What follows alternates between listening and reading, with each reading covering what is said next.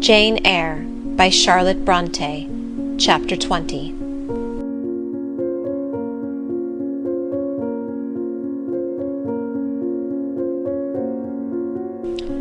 I had forgotten to draw my curtain, which I usually did, and also to let down my window blind. The consequence was, that when the moon, which was full and bright, for the night was fine, came in her course to that space in the sky opposite my casement, and looked in at me through the unveiled panes, her glorious gaze roused me. Awaking in the dead of night, I opened my eyes on her disk, silver white and crystal clear. It was beautiful, but too solemn. I half rose, and stretched my arm to draw the curtain. Good God! What a cry! The night, its silence, its rest, was rent in twain by a savage, a sharp, a shrilly sound that ran from end to end of Thornfield Hall. My pulse stopped, my heart stood still, my stretched arm was paralysed. The cry died and was not renewed. It came out of the third story, for it passed overhead. And overhead, yes, in the room just above my chamber ceiling, I now heard a struggle, a deadly one it seemed from the noise, and a half-smothered voice shouted, "Help! Help! Help!" 3 times rapidly. "Will no one come?" it cried. And then, while the staggering and stamping went on wildly, I distinguished through plank and plaster, "Rochester! Rochester! For God's sake, come!" A chamber door opened, some one ran or rushed along the gallery, another step stamped on the flooring above, and something fell, and there was silence. I had put on some clothes, though horror shook all my limbs. I issued from my apartment. The sleepers were all aroused. Ejaculations, terrified murmurs sounded in every room. "Where the devil is Rochester?" cried Colonel Dent. "I cannot find him in his bed." "Here, here," was shouted in return. "Be composed, all of you, I'm coming." And the door at the end of the gallery opened, and Mr. Rochester advanced with a candle. He had just descended from the upper story. One of the ladies ran to him directly. She seized his arm. It was Miss Ingram. "What awful event has taken place?" said she. "Speak, let us know the worst at once." "All right, all's right," he cried. "It's a mere rehearsal of much ado about nothing. Ladies, keep off, or I shall wax dangerous." And so, by dint of alternate coaxing and commanding, he contrived to get them all once more enclosed in their separate dormitories. I did not wait to be ordered back to mine, but retreated unnoticed, as unnoticed I had left it. Not liking to sit in the cold and darkness, I thought I would lie down on my bed, dressed as I was. I left the window, and moved with little noise across the carpet. As I stooped to take off my shoes, a cautious hand tapped low at the door. "Am I wanted?" I asked. "Are you up?" asked the voice I expected to hear, viz., my master's. "Yes, sir." "And dressed?" "Yes." "Come out, then, quietly." I obeyed. Mr. Rochester stood in the gallery holding a light. "I want you," he said. "Come this way. Take your time, and make no noise." My slippers were thin. I could walk the matted floor as softly as a cat. He glided up the gallery and up the stairs, and stopped in the dark low corridor of the fateful third story. I had followed, and stood at his side. "Have you a sponge in your room?" he asked in a whisper. "Yes, sir." "Have you any salts, volatile salts?" "Yes." "Go back and fetch both." I returned, sought the sponge on the washstand, the salts in my drawer, and once more retraced my steps. He still waited. He held a key in his hand. Approaching one of the small black doors, he put it in the lock. He paused and addressed me again. "You don't turn sick at the sight of blood?" "I think I shall not. I have never been tried yet." I felt a thrill while I answered him, but no coldness and no faintness. "Just give me your hand," he said. "It will not do to risk a fainting fit." I put my fingers into his. "Warm and steady," was his remark. He turned the key and opened the door. A shout of laughter greeted his entrance, noisy at first, and terminating in Grace Poole's own goblin "Ha! Ha!" She, then, was there. He made some sort of arrangement without speaking, though I heard a low voice address him. He came out and closed the door behind him. "Here, Jane," he said, and I walked round to the other side of a large bed, which, with its drawn curtains, concealed a considerable portion of the chamber. An easy chair was near the bed-head. A man sat in it, dressed with the exception of his coat. He was still, his head leant back, his eyes were closed. Mr. Rochester held the candle over him. I recognized in his pale and seemingly lifeless face the stranger, Mason. I saw, too, that his linen on one side and one arm was almost soaked in blood. "Hold the candle," said Mr. Rochester, and I took it. He fetched a basin of water from the washstand. "Hold that," said he. I obeyed. He took the sponge, dipped it in, and moistened the corpse-like face. He asked for my smelling bottle, and applied it to the nostrils. Mr. Mason shortly unclosed his eyes. He groaned. Mr. Rochester opened the shirt of the wounded man, whose arm and shoulder were bandaged. He sponged away blood, trickling fast down. "Is there immediate danger?" murmured Mr. Mason. "Pooh! No, a mere scratch. Don't be so overcome, man. Bear up. I'll fetch a surgeon for you now, myself. You'll be able to be removed by morning, I hope. Jane," he continued. "Sir?" "I shall have to leave you in this room with this gentleman, for an hour, or perhaps 2 hours. You will sponge the blood as I do when it returns. If he feels faint, you'll put the glass of water on that stand to his lips, and your salts to his nose. You will not speak to him on any pretext. And, Richard, it will be at the peril of your life if you speak to her. Open your lips, agitate yourself, and I'll not answer for the consequences." The candle, wasted at last, went out. As it expired, I perceived streaks of grey light edging the window curtains. Dawn was then approaching. Presently I heard Pilot bark far below, out of his distant kennel in the courtyard. Hope revived. Nor was it unwarranted. In 5 minutes more, the grating key, the yielding lock, warned me my watch was relieved. It could not have lasted more than 2 hours. Many a week has seemed shorter. Mr. Rochester entered, and with him the surgeon he had been to fetch. "Now, Carter, be on the alert," he said to this last. "I give you but half an hour for dressing the wound, fastening the bandages, getting the patient downstairs, and all." "But is he fit to move, sir?" "No doubt of it. It is nothing serious. He is nervous. His spirits must be kept up. Come, set to work." "She bit me," he murmured. "She worried me like a tigress when Rochester got the knife from her." "You should not have yielded. You should have grappled with her at once," said Mr. Rochester. "But under such circumstances what could one do?" returned Mason. "Oh, it was frightful," he added, shuddering. "She looked so quiet at first. Jane," he turned to me for the first time since his re-entrance, "take this key, go down to my bedroom, and walk straight forward into my dressing-room. Open the top drawer of the wardrobe, and take out a clean shirt and neck-handkerchief. Bring them here, and be nimble." I went out, sought the repository he had mentioned, found the articles named, and returned with them. "Now," said he, "go to the other side of the bed while I order his toilet, but don't leave the room. You may be wanted again. Here, Carter, help him on with his waistcoat. Where did you leave your furred cloak? You can't travel a mile without that, I know, in this damned cold climate. In your room. Jane, run down to Mr. Mason's room, the one next mine, and fetch a cloak you will see there." Again I ran and returned, bearing an immense mantle lined and edged with fur. He was dressed now. He still looked pale, but he was no longer gory and sullied. Mr. Rochester let him sit 3 minutes after he had swallowed the liquid. He then took his arm. "Now I am sure you can get on your feet," he said. "Try." The patient rose. "Carter, take him under the other shoulder. Be of good cheer, Richard. Step out, that's it." "I do feel better," remarked Mr. Mason. It was by this time 5:30, and the sun was on the point of rising, but I found the kitchen still dark and silent. The side passage door was fastened. I opened it with as little noise as possible.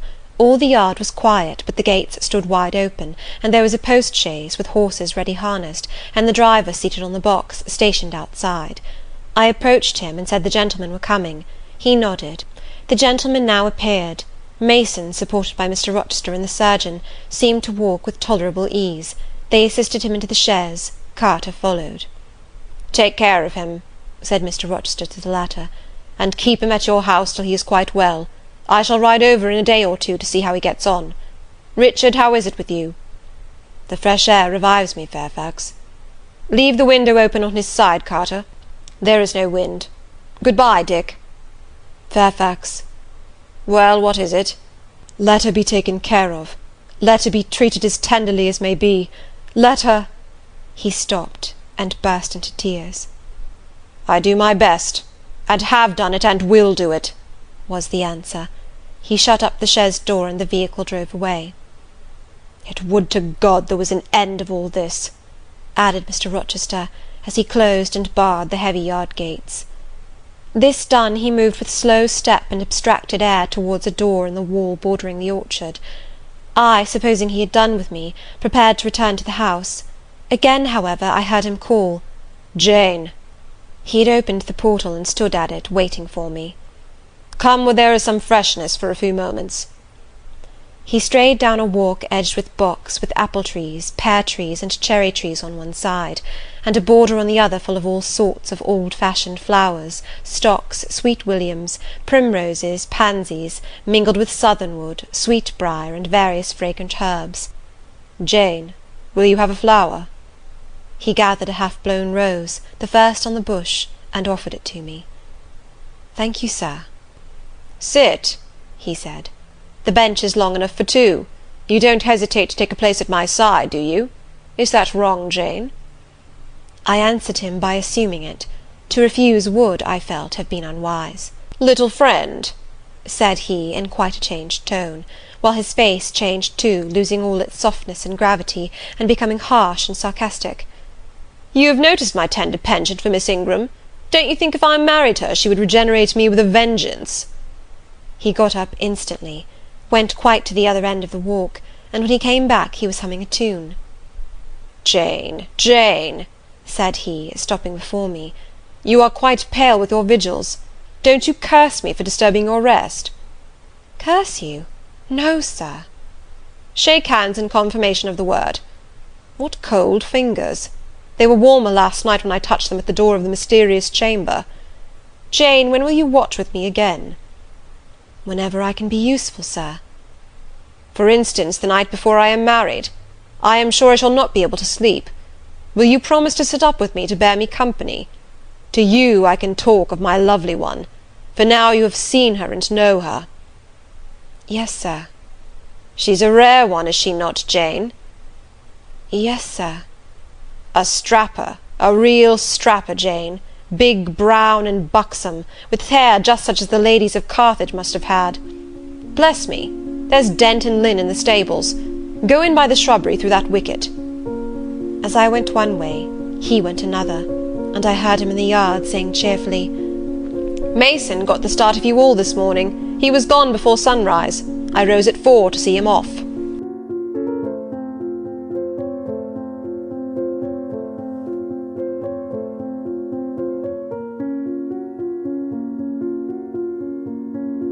Chapter 21. Presentiments are strange things, and so are sympathies, and so are signs, and the three combined make one mystery to which humanity has not yet found the key. I never laughed at presentiments in my life, because I have had strange ones of my own. For during the past week scarcely a night had gone over my couch that had not brought with it a dream of an infant, which I sometimes hushed in my arms, sometimes dandled on my knee, sometimes watched playing with daisies on a lawn. I did not like this iteration of one idea, the strange recurrence of one image, and I grew nervous as bedtime approached and the hour of the vision drew near. It was from companionship with this baby phantom I had been roused on that moonlight night when I heard the cry, and it was on the afternoon of the day following I was summoned downstairs by a message that some one wanted me in Mrs. Fairfax's room. On repairing thither I found a man waiting for me, having the appearance of a gentleman's servant. He was dressed in deep mourning, and the hat he held in his hand was surrounded with a crape band. "I dare say you hardly remember me, miss," he said, rising as I entered, "but my name is Levin. I lived coachman with Mrs. Reed when you were at Gateshead, 8 or 9 years since, and I live there still." "Oh, Robert, how do you do? I remember you very well. You used to give me a ride sometimes on Miss Georgiana's bay pony. And how is Bessie? You are married to Bessie?" "Yes, miss. My wife is very hearty, thank you. She brought me another little one about 2 months since. We have 3 now, and both mother and child are thriving." "And are the family well at the house, Robert?" He too looked down at the crape round his hat, and replied, "Mr. John died yesterday was a week, at his chambers in London." "Mr. John?" "Yes." And how does his mother bear it? Why, you see, Miss Eyre, it is not a common mishap. His life has been very wild. These last 3 years he gave himself up to strange ways, and his death was shocking. I heard from Bessie he was not doing well.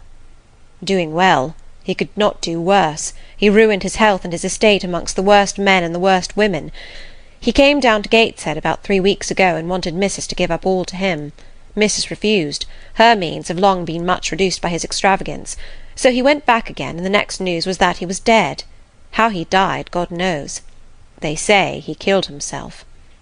I was silent. The things were frightful. Robert Levin resumed. Mrs. had been out of health herself for some time. She was 3 days without speaking, but last Tuesday she seemed rather better. She appeared as if she wanted to say something, and kept making signs to my wife and mumbling. It was only yesterday morning, however, that Bessie understood she was pronouncing your name, and at last she made out the words, "Bring Jane. Fetch Jane Eyre, I want to speak to her. And if you can get ready, miss, I should like to take you back with me early to-morrow morning." "Yes, Robert, I shall be ready. It seems to me that I ought to go." "I think so too, miss. Bessie said she was sure you would not refuse, but I suppose you will have to ask leave before you can get off." "Yes, and I will do it now." To the billiard-room I hastened. She turned as I drew near, and looked at me haughtily. "Does that person want you?" she inquired of Mr. Rochester, and Mr. Rochester turned to see who the person was. He made a curious grimace, one of his strange and equivocal demonstrations, threw down his cue, and followed me from the room. "Well, Jane," he said, as he rested his back against the schoolroom door, which he had shut. "If you please, sir, I want leave of absence for a week or 2. "What to do? Where to go?" "To see a sick lady who has sent for me." "What sick lady? Where does she live?" "At Gateshead, in Blankshire." "Blankshire? That is 100 miles off. Who may she be that she sends for people to see her at that distance?" "Her name is Reed, sir. Mrs. Reed." "Reed of Gateshead? There was a Reed of Gateshead, a magistrate." "It is his widow, sir." "And what have you to do with her? How do you know her?" "Mr. Reed was my uncle, my mother's brother." "How long will you stay?" "As short a time as possible, sir." "Promise me only to stay a week." "I had better not pass my word. I might be obliged to break it." "At all events you will come back. You will not be induced under any pretext to take up a permanent residence with her." "Oh, no. I shall certainly return if all be well." Mr. Rochester meditated. "When do you wish to go?" "Early to-morrow morning, sir." "Well, you must have some money. You can't travel without money, and I dare say you have not much. I have given you no salary yet. How much have you in the world, Jane?" he asked, smiling. I drew out my purse. A meagre thing it was. 5 shillings, sir." He took the purse, poured the hoard into his palm, and chuckled over it as if its scantiness amused him. Soon he produced his pocket-book. "Here," said he, offering me a note. It was £50, and he owed me but 15. I told him I had no change. "I don't want change, you know that. Take your wages." I declined accepting more than was my due. He scowled at first, then, as if recollecting something, he said, "Right, right, better not give you all now. You would, perhaps, stay away 3 months if you had £50. There are 10. Is it not plenty?" "Yes, sir, but now you owe me 5. "Come back for it, then. I am your banker for £40. "Mr. Rochester, I may as well mention another matter of business to you while I have the opportunity." "Matter of business? I am curious to hear it." "You have as good as informed me, sir, that you are going shortly to be married." "Yes. What then?" "In that case, sir, Adele ought to go to school. I am sure you'll perceive the necessity of it." "To get her out of my bride's way, who might otherwise walk over her rather too emphatically. There's sense in the suggestion, not a doubt of it. Adele, as you say, must go to school, and you, of course, must march straight to the devil?" "I hope not, sir, but I must seek another situation somewhere." "In course!" he exclaimed, with a twang of voice and a distortion of features equally fantastic and ludicrous. He looked at me some minutes. "And old Madam Reed, or the Misses, her daughters, will be solicited by you to seek a place, I suppose?" No, sir, I am not on such terms with my relatives as would justify me in asking favours of them, but I shall advertise. You shall walk up the pyramids of Egypt, he growled. At your peril you advertise. I wish I had only offered you a sovereign instead of £10. Give me back £9, Jane. I've a use for it. And so have I, sir, I returned, putting my hands and my purse behind me. I could not spare the money on any account. Little niggard, said he, refusing me a pecuniary request. Give me £5, Jane. Not 5 shillings, sir, nor 5 pence. Just let me look at the cash. No, sir, you are not to be trusted. Jane. Sir. Promise me one thing. I'll promise you anything, sir, that I think I am likely to perform. Not to advertise, and to trust this quest of a situation to me. I'll find you one in time. I shall be glad to do so, sir, if you in your turn will promise that I and Adele shall be both safe out of the house before your bride enters it. Very well, I'll pledge my word on it. You go to-morrow, then? Yes, sir, early. Shall you come down to the drawing-room after dinner? No, sir, I must prepare for the journey. Then you and I must bid good-bye for a little while. I suppose so, sir. And how do people perform that ceremony of parting, Jane? Teach me. I'm not quite up to it. They say farewell, or any other form they prefer. Then say it. Farewell, Mr. Rochester, for the present. What must I say? The same, if you like, sir. Farewell, Miss Eyre, for the present. Is that all? Yes. It seems stingy to my notions, and dry and unfriendly. I should like something else, a little addition to the rite. If one shook hands, for instance. But no, that would not content me either. So you'll do no more than say farewell, Jane? It is enough, sir. As much good-will may be conveyed in one hearty word as in many. Very likely, but it is blank and cool, farewell. How long is he going to stand with his back against that door? I asked myself. I want to commence my packing. The dinner bell rang, and suddenly away he bolted, without another syllable. I saw him no more during the day, and was off before he had risen in the morning.